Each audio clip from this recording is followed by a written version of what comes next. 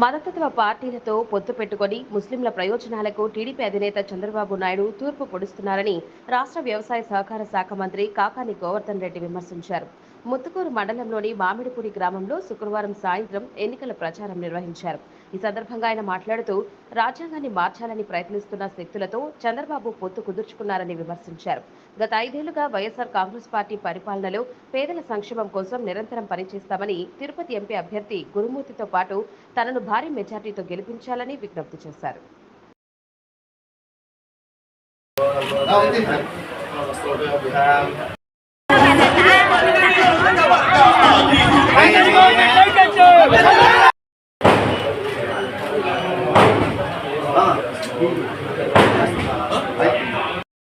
ముస్లిం మైనారిటీలకు సంబంధించి ఉన్నటువంటి రిజర్వేషన్లు మేము రద్దు చేస్తాము అంటాడు.